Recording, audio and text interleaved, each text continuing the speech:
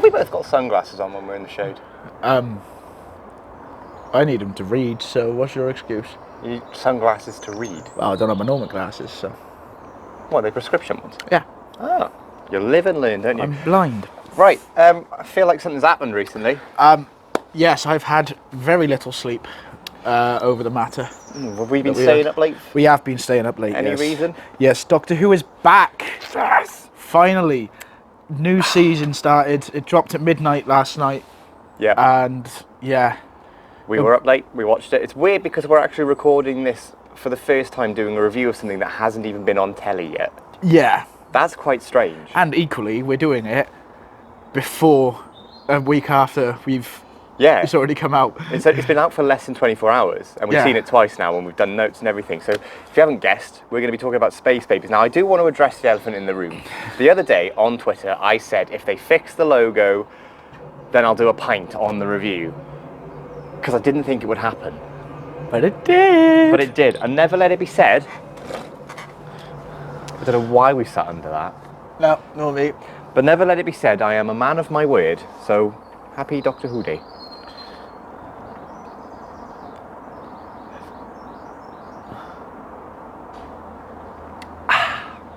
That's refreshing. Half-assed effort. I'm pacing myself. It's only... I've got my watch on. That's what? 1:30? 1:30, and we're doing an all-dayer. Yes. I'm pacing myself. The other elephant in the room, we're outside because the studio is back to being used for a spare room for the weekend, and it's too hot to put it all back together and take it all apart for one review. So we thought we'd enjoy the sunshine, except now the sun has moved past the house. And we are sat right under the sort of gas fan, so this could go horribly wrong. Also, one more bit of admin. There's things floating around everywhere. It does kind of look like the snow effects. Yes. So, but it's not snow, it's pollen. So if there's a lot of cuts in this, it's because I've sneezed myself into a pollen-induced coma. Anyway, Space Babies, written by Russell T Davies, directed by Julia Ann Robinson, and broadcast on the 11th of May, 2023. Also today. Yes. Which is also still the 11th of May, 2023. 24. 24. What am I doing? A pike's gone to my head. Yeah, so back to the logo thing before we get into the episode. The title sequence has also just been fixed in general. It just feels a lot more... organic. Yeah, it doesn't feel so rushed. Yeah. The 60th ones felt rushed because it wasn't... The credits weren't coming in at the right times and stuff, and now the logo hits the right point, and the logo's animated properly. So as you can imagine, I'm over the moon. We're so back. Yeah. We're so back. It's nice to have this feeling of, like, this episode was just so much fun. All the way through. It is just a fun plot-light episode, just to kind of re-establish everyone after the Christmas special, which is what you want for a new series. Yeah, I mean, my thing with the new series going into it was, I think a lot of people put too high an expectation on things. I think that's just because we've been in this like limbo of specials for the last 2-3 years now. And I think a lot of people are expecting every episode to have like the Rani in and all this, and it's like, no, remember, it doesn't always do that. Sometimes you just tell an adventure, you know. Yeah. And that's exactly what I wanted, a fun adventure with some great characters, and that's what we got, because if we're going to go characters, we might as well start with the big hitters. Like Ncuti Gatwa and Millie Gibson are absolutely electric together. Yes. You know, they are dynamite, and the chemistry is just electric. It's brilliant. It just feels like you're out with your mates and they're just rinsing each other Yeah, all day. They tease each other a lot through this, but in a really playful way. It's not like nasty or anything. It is banter. It's literally but like that first scene in the TARDIS, because this picks up right where the Christmas special left off, with Ruby going into the TARDIS, and the chemistry between them and the way that they just bounce off each other. And like, I quite like how, because as we know in the Devil's Claw, there's a bit of a time jump, which we'll get to next time. But in this, it's like we're going to just go through all the companion checklists one by one. So, you know, Ruby gets the idea of time travel. She knows that the Doctor's the last of his species. That the translation, the sonic phone, everything, TARDIS key by the end of the episode. You know, we've checked all that off now, so now we can go straight into more adventures. It almost felt a bit like admin going, right, we've got to do these, this, and this. But that scene where they're talking about the Doctor being the last of his kind, I thought Ncuti Gatwa was phenomenal in that. Yeah. It was just like underplayed enough to the point where it hits. Yeah, because he's obviously talking about the Master going back to Gallifrey and wiping everyone out. Yeah. And it's nice to go back to that Last of the Time Lords narrative, because it kind of whilst it was a bit of fun having them come back for a bit under Stephen Moffat and a bit through Chibnall as well, it's not what New Who is. Yeah, and I think, like we said, right, are there like vortisaurs nesting over there? Ramsey? Ramsey, is that you? Yeah, I mean, well, that's like what we said with the Eighth Doctor adventures when we were doing them. Well, we still are doing them, pause at the minute, obviously. Yeah. But we said the Time Lords, they're better when you don't know much about them. When they're there all the time, it sort of lessens the impact of them. Yeah. And it sets up lovely especially for the new audience through Disney Plus as well, to kind of get little bits of information from how the Doctor remembers the Time Lords. Yeah. More than what they became, which it very much was the case with Moffat and going into everything up to Time of the Doctor and hell, even Heaven Sent and Hellbent. Yeah. As well, like you see what they become. You see what they became as a result of the Time War and stuff, and it's a lot better when you don't know much. And I sort of like, you know, obviously Russell's got to do with what was there before and everything and deal with all of that, and like the whole destroying Gallifrey again thing felt so unnecessary, because the whole point is the Doctor goes back to Gallifrey, basically gives him a big telling off, and then, you know, still acts like he's the last one, which is fine. But that's happened now. But I like the fact that we're going with it, and it's basically, because a lot of people were saying, oh, it's just doing the same thing in 2008. Well, no, because it was only a couple of years ago that the Gallifrey got nuked again. Yeah. You know, and I think the way he plays that could be really over the top when you sort of do the big sort of, I'm the last one, but he just sort of goes, yep, I'm the last one, and it's rubbish. And I think it's interesting to parallel that with Ncuti Gatwa's upbringing, because he said in a couple of interviews about how, you know, the reason him and his family left Rwanda to come to Scotland was because of the genocide in Rwanda. I think the parallels between that really, like, you can see that in his performance. Like, there's a bit of him there that isn't really acting, and I think that's fascinating. And like I've said in the Christmas special, I was like, Ncuti Gatwa is just not quite clicked to me, and I think if anything I just need something a little bit more. I need something a bit more, because these two episodes, especially this one, they're quite lighthearted. They've got their serious moments, but they're all, I think when we get to Boom next week, that'll be the one where it goes, yep, this is spot on. But I still think he's brilliant.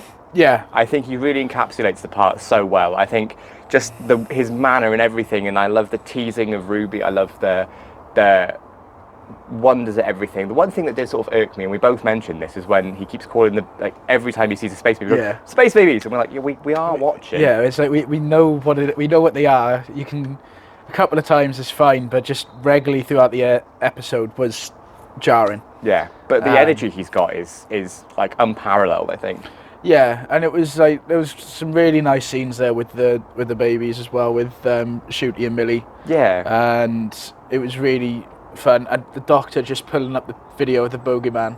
That was just hilarious. To scare the crap out of the kids. Just I love the fact that he's still quite fun and quite playful. Yeah, and like, you know, he was like the bogeyman, and the bit where he's teasing Ruby as well after she's been covered in snot, and just the banter, and it's like he's doing it in a fun way, but he's also so impressed, and everything still feels quite new, you know, and showing the universe to Ruby and seeing it through her eyes and stuff is just sort of and I like the fact that, you know, we're post the bi-generation, he's healed and stuff, but he's still very much the Doctor, and all the qualities I think of when I think of the Doctor as, you know, a collective. Yeah, I think we can see in Ncuti. I just think we need, because of the tone of the episodes, I think a lot of people I've been seeing this morning when I had a quick look through Twitter were saying that they were odd episodes to have as a series opener, which I do kind of agree with, but Church on Ruby Road is your season opener, really. That's your episode 1.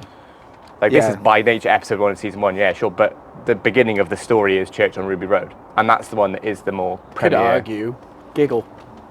Well, yeah, I suppose. I mean, we go back to the 60th as a whole, but as this new era.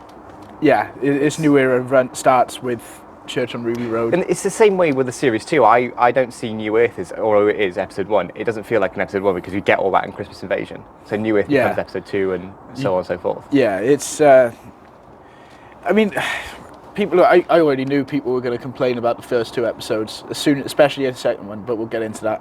Do you know what? I've really got into this thing now of I just can't, because there's a lot of people, and genuinely, like, we critique stuff, that's what you do on a review show. You look at the things you like, you look at the things you don't like. But there are people that will just set out to just tear everything apart and really overanalyze and just be like, just drag everything down. It's a train, and that's going to happen a lot. But I think for me, I'm so past all of that now. because I'm enjoying Doctor Who again. Because when I sat there last night and watched that, I was like, this is so much fun. I don't care if I'm the only person in the world that enjoyed that. I know that I enjoyed it. And like they weren't, like neither episode is going to be ever in any top 10s of all time, but they don't need to be. Not every episode needs to be. And I think a lot of people that do all this dragging it down for no reason, I just don't have time for it. I want to just have fun and join them, just be there for the adventure. Yeah, no, it was definitely a good episode to start with for me, because again, it's that fun element. You sat there, you're smiling, you're having a good time watching it. It's new, but it's familiar. Yeah, it's the new sort of like, we've never seen a baby file, but it's a Base in the Siege essentially. Yeah, but it follows the same formula, but they've rewritten. Yeah. At the same time, it's just. I just had so much fun. Yeah, I really enjoyed this one. Millie Gibson as Ruby Sunday. I think Ruby is now my favourite companion since Donna.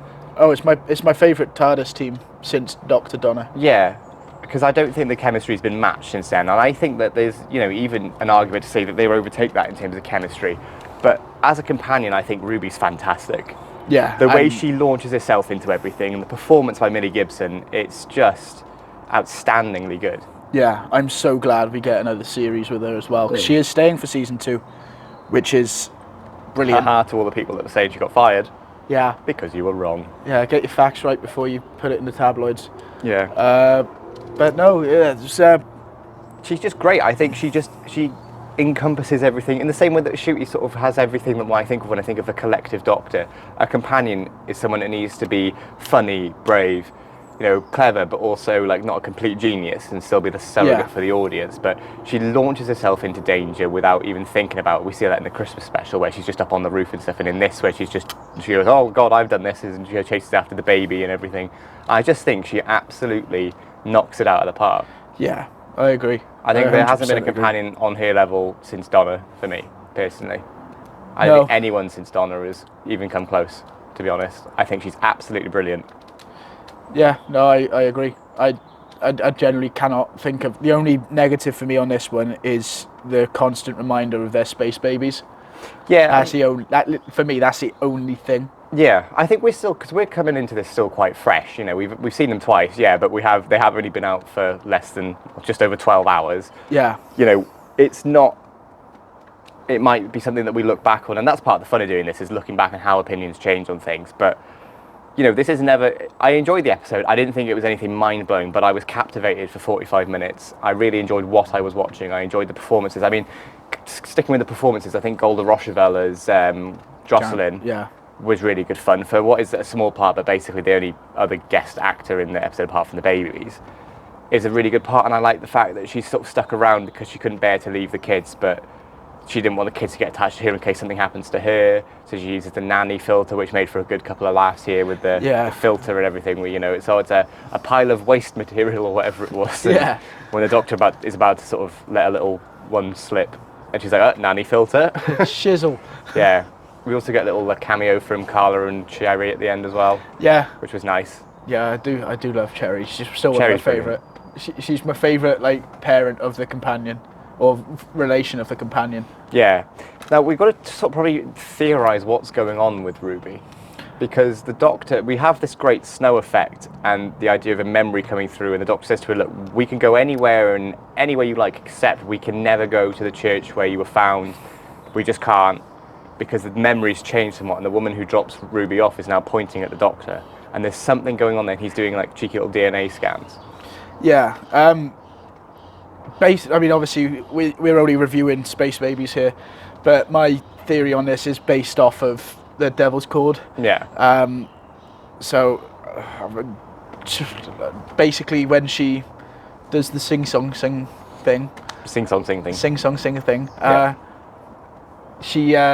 It's that song from Christmas, the night she was found at the church, and like she's showing this power that even the Doctor's like, hang on, what the hell? Yeah, there's something not quite right. And I mean, big spoiler, and we will talk about it more in the next review for the Devil's Cord. Yeah, I mean, I assume if you're watching these, you're going to be watching the episodes first before you watch it. But we are probably going to touch on Devil's Cord a bit. Because, they link we can.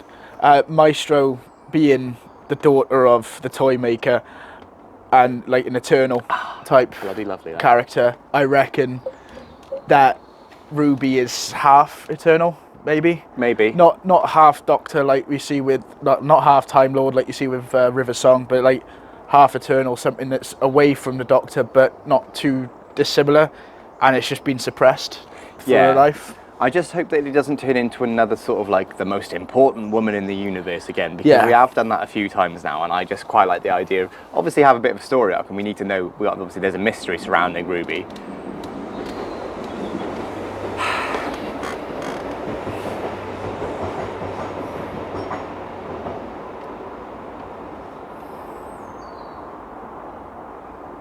But we don't obviously know what that is yet completely, and I think there's obviously that to unpack. I just don't want it to be a case of like, oh, it's all destiny, everything's revolving around her and everything, because I feel like that'll just be too much like familiar ground, and I want this to be new. That's why I'm excited. I'm not excited for returns of anything. As much as I am excited to see like Mel back and things like that, I am excited for it to feel new. Yeah, I mean, there is already that thing where the Doctor's like, I'll put this back on because everything seems to be connecting to you. You are getting that kind of drip fed through, especially at the start of the Devil's Cord as well with the Doctor in the TARDIS. It's like things that aren't. Well, or was it this one? I can't. One of the starts where they're in the TARDIS talking. He's like, nothing. You don't connect to any of this yet. It's connecting to you. Oh, that's on this one when they're on the station, when they're in the corridor talking about it, when the snow effect happens, and you get that great shot of him standing, looking at her, and then it cuts to Church on Ruby Road, and he's stood in the same position, but without Ruby. I like that, and I like the idea of it, but like I said, I just don't want it to be too familiar ground. Like, do something, make a mystery, absolutely, but don't make it to do with, oh, Ruby is the key to all of this. Yeah, it's going to get too repetitive, and that could turn away a lot of the old audience. Yeah, I mean, I think you'd have to do a lot of repetitive stuff to turn away people like us, because we're going to watch. Oh yeah, no, I'll sit here and watch through everything. I don't care. With this one though, like the plot it's not too heavy, which is a kind of a good thing for a season opener. You don't want it to be like dragged in all of this. You just want it to be fun. Like the Star Beast I enjoy because it's fun. Yeah, you want something to just coax people back in and be like, oh, okay, this is all fun again. This is just nice little 45 minutes of good feelings. And I like the idea of a baby farm where these like big stations set up just to like breed populations ready for colonies and stuff like that. And it's not anything, because when you hear baby farm, Ruby does go, what, for food? And they're just like, what are you on about? That's disgusting, that's horrible. But it is like a natural thing to think of, but we think, oh no, it makes perfect sense, and it's a cool little idea, and they're so far in the future. Especially after the goblins as well. Yeah, exactly. That's probably preying on your mind, to be fair, a little bit. Yeah. Something like that would do that to you. And the idea that they're created, and like the waste products have formed this monster that is designed, because it's all based around stories and everything, and the kids need a monster, and the fact that this monster is designed so specifically that even if you're not usually scared of these things, it creates that feeling of fear in you, which is why the Doctor runs away. Because I thought, when we saw that clip on Unleashed back in December, and in the trailers, I was like, I don't really feel like the Doctor should be running and being scared by this, but there's a reason for it in this now. And I like that sort of idea of, look, this is a monster and it's scary because it's literally designed to create that feeling of fear inside you, rather than it just being like, "Rrr." Yeah. And it's a great design as well. And I like the fact that it's shot in a way that you don't see it too close too often until right at the end, because it would take away from it a little bit. You just sort of see the jump cuts on the CCTV and stuff, and I quite like that. It's very sort of like low budget sci-fi type thing. Not I'm calling low budget in a bad way, but you know what I mean. Yeah, I know you. Yeah. Like one of the things about the film, you've seen Attack the Block? Yeah. So one of the things I liked about that, and it's not a film I particularly enjoyed, but one of the things I did really like was the fact that the aliens and that you don't really see. It's all jump cuts and things like that to hide the fact that, you know, maybe if you saw them a lot, they wouldn't be too convincing. Yeah. And I do like that the Doctor's finding himself separated from his screwdriver when he really needs it as well. Yeah. Which is kind of... It's good, showing that they're not going to overuse the screwdriver like Jodie did. Like every little thing is like, oh, we're on Earth. Oh, there's oxygen in the air. You're fine. Yeah, I quite like that. Is the idea of taking it away and sort of making him think a bit more on his feet. And that was one of the scenes where when Jocelyn's about to jettison the creature, that he's instantly, even though this thing is designed to be scary and everything, he's like, well, it's the only thing, it's the only one of its kind. You can't just throw it into space. And you have that great scene of him just sending Ruby off to like, oh, go stop Jocelyn. And you think, well, what's he going to do? Oh, he's going to get in the airlock and close it from the inside. And you have that brilliant moment where his theme, because his theme is now my favourite. Yes. I think it's overtaken Matt Smith's theme. Is the da da da da da da da da da da da. It's brilliant. I love it. It gets you pumped when you're watching it. Even watching that at midnight last night, I was still like, yes. Yeah, I mean, it kept me awake, which is the big thing. You really. struggled, didn't you? Really? Well, you know me. I don't normally stay up past midnight these days. Midnight past 7 o'clock. As soon as Emmerdale's finished, she's tucked in with a Horlicks. Like, no, it was 10 o'clock. I go to bed because I've got to get up for work. Sadly, I was up since 5:30 yesterday, and all day all I could think about was like, oh, let's do Doctor Who later. I was in work, I was just typing away, and I was like, nearly 4 o'clock. Is there anything else from this that we've missed out of the notes? Susan Twist. What's going on with her?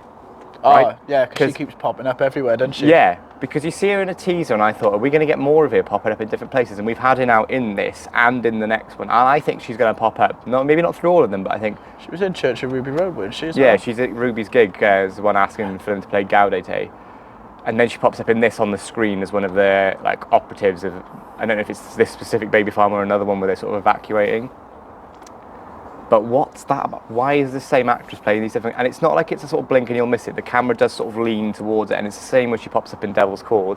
It's not just a case of, oh, there's an extra just talking. The camera's on here. It's meant to go, hang on a minute. Because all of us, we were watching it yesterday, and we were like, wait, whoop. She's there again. Yeah. So what's going on with that? Could be one of Toy Maker's legions. Could be. I reckon. Because they're not... they're not hiding her, but they're not giving away anything at the same time. They're like, oh, well, here's someone you're going to recognise, just throw her in. It's just like it's going to be in an inconspicuous spot. Actors get used to do multiple roles, especially when it's extras, so it probably... Yeah, because I didn't notice at Christmas until someone had pointed it out afterwards. It didn't click with me where I was like, oh, that's Mrs. Merridew. It was like, because they're only small scenes, and it's not like it fully breaks the rhythm of the story to be like, hello, it's me, I'm Mrs. Merridew. But yeah, something's going on there. I'm not too sure what. I'm not going to bother pausing for that train because I can't be asked. No, it is interesting. I'm genuinely looking forward to seeing that play out because that'll probably be the season finale this year. Yeah, I imagine is that or that reveal will be linked somehow. I think same with Mrs. Flood. I want to say it's something to do with the TARDIS because she's in not just different places but different times. So I think there's something going on with that, some sort of time travel TARDIS link maybe. I don't know. Just have to wait and see, I suppose. Yeah. Let us know what you think of Space Babies though in the comments. We'll be back in a couple of days talking about the Devil's Cord and then reviewing all of season 1 as and when it comes out. And I'm very excited. Yeah, so I'm properly. It's nice to have it back, and not just for a couple of weeks. We've got 6 more weeks of this now. Yeah. And I'm very excited by that. It feels fun again, and it feels new. It feels fresh, but it also still just feels like, nice Doctor Who. Yeah. And that's all I wanted. And it's going to be fun to rewatch this before Christmas as well. Yeah. For the special. So I'm looking forward to that. I'm really looking forward to next week's as well. We're returning them off. Yes, returning them off. It was great. Yeah, I think we're just gonna. If we don't stop now, we're just gonna keep going. Oh, it's bloody good that. Yeah. And the thing is that I'm saying this and I'm acting like it was a Wild Blue Yonder, where I was like, this is one of the best. It's not. But no, it's far from it. But it's just exactly what I wanted going into it. It's what you need going into a new series. You need that fun element, as I said earlier. Not every episode needs to be The Waters of Mars. No. Or Heaven Sent or something. It just can be fun. Yeah. It can be fun, light-hearted, a few silly little gags. The Doctor saving the day by making the ship fart was funny. Funny. But yeah. Overall, a good, quality, fun start to the season, and I can't wait to see where it goes next. No, nor me. So join us next week, and we'll get back onto it. Yes, and please don't forget to like, share, and subscribe for more weekly shenanigans from us. I don't know what I was doing like that for. I don't know. But more garden casts. We'll do some more garden pods. No, we will. When I've cut the grass, I will. But it might kill me because I'm hay fever. Because I'm hay fever. I have hay fever. Yeah, sure, hay fever. Language has failed. See you next week. Ta-ra, guys.